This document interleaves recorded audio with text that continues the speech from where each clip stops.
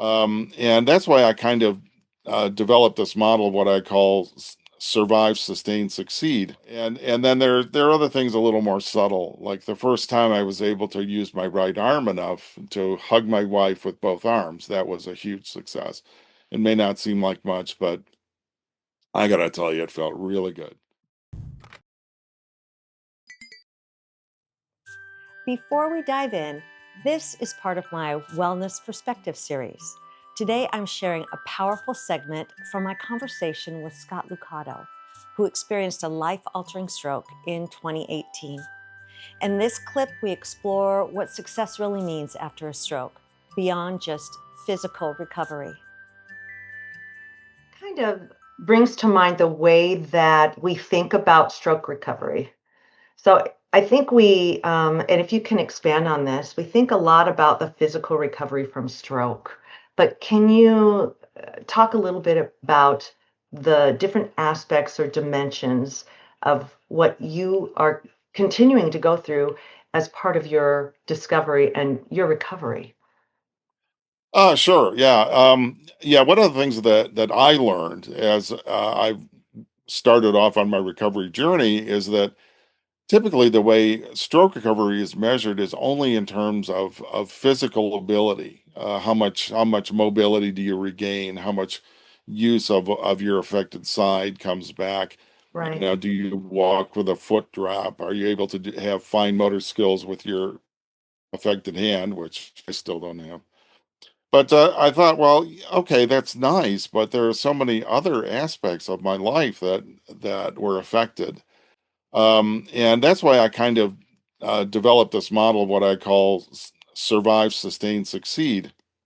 And that is, do I have the skills to survive? Can I get dressed? Can I bathe myself? Can I fix something to eat? Can I move around my home safely? Those basic survival skills. And then can I sustain my life? Am I able to drive a car to the store and buy groceries? Can I maintain friendships with people on an ongoing basis? And then in terms of success, I thought, well, success is whatever I define it as. For me, a big success was the first time that I could dress myself without help. Also, it may be something a little more major, like the interview we did a couple years ago. For me, that was a huge success. Oh, yeah, Other things, absolutely.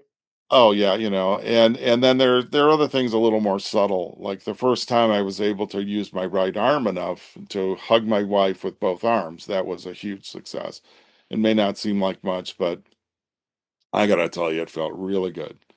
So Yes, I bet it did. yeah, Absolutely. So I think that this is something that we don't talk about much, is that there's a lot more to recovery than the physical end of recovery. And relationships is that's part of the recovery that you have to go through, or just part of the stroke experience yes. as well. So if we dive back into relationships, did you find yourself changing in how you related to people or how you acted around people?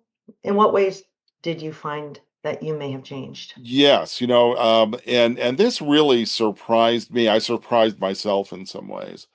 That well, initially, of course, since my speech was rather badly affected, and I talked in a very mushy way, I was very self-conscious about it. I didn't really want to talk to people that much, and Mm. also I was really really tired for, oh gosh, at least the first year. I was always tired. It was hard for me to maintain conversations for more than a couple minutes because I would just get so tired.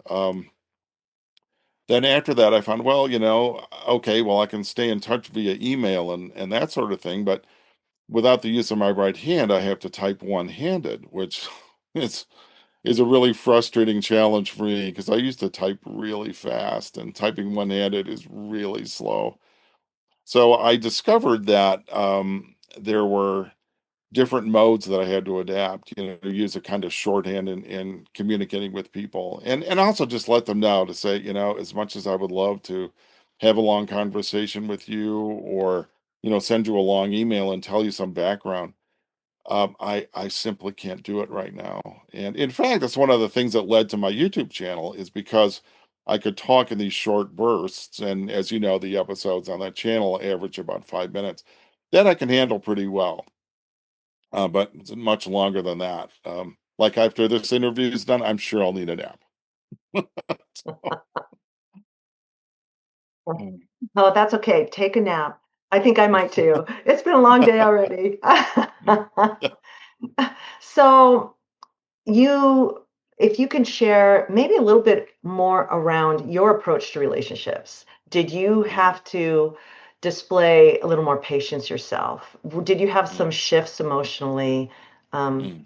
what did you find yourself? How did you find yourself acting? Was it different than before, or how did you cope? Oh, yes, yes, things were very different, and one of the things I discovered is that people had 2 very different reactions to me after the stroke. One is people who would hear me talk to me on the phone or whatever. um, they would say, "I can't believe you had a stroke. You sound really good. You sound normal.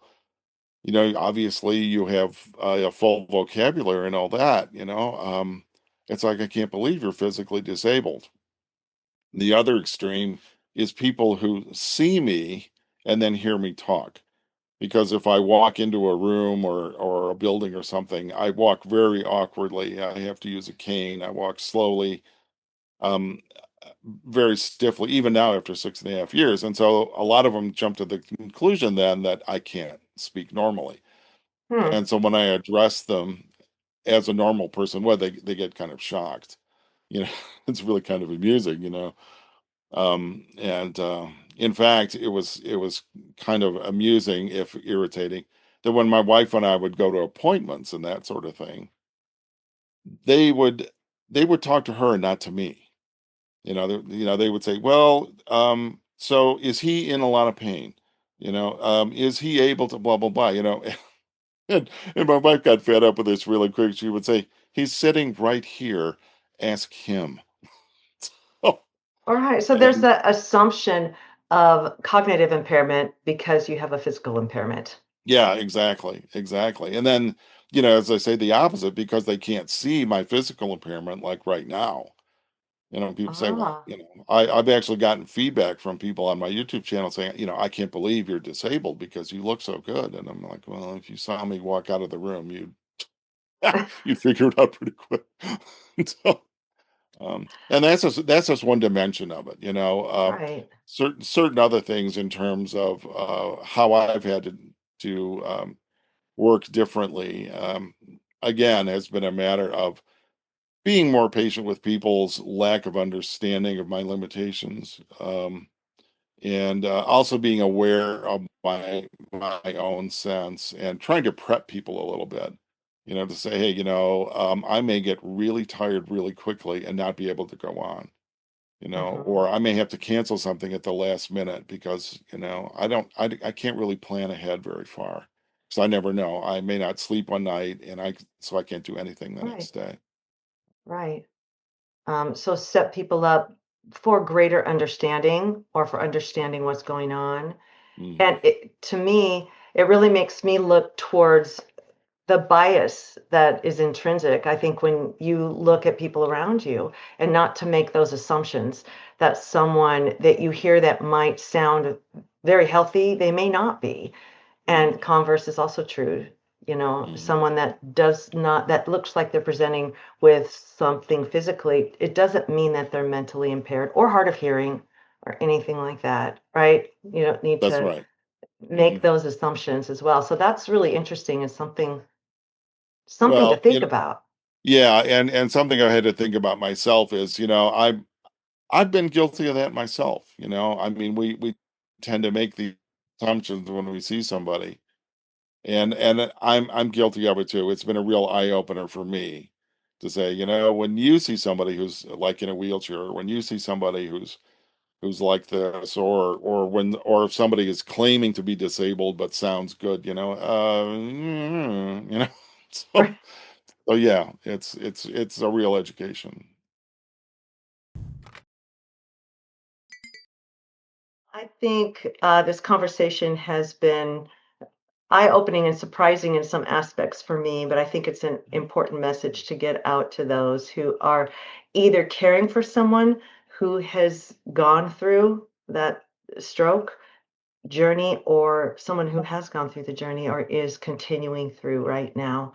So I really appreciate you chatting with me today, Scott. Oh, I can't thank you enough for this opportunity. If this conversation, which I feel like we've just touched the tip of Yes. the iceberg here, but if Mhm. this conversation can help other people, then even in the smallest of ways, then I'm so thankful for the opportunity.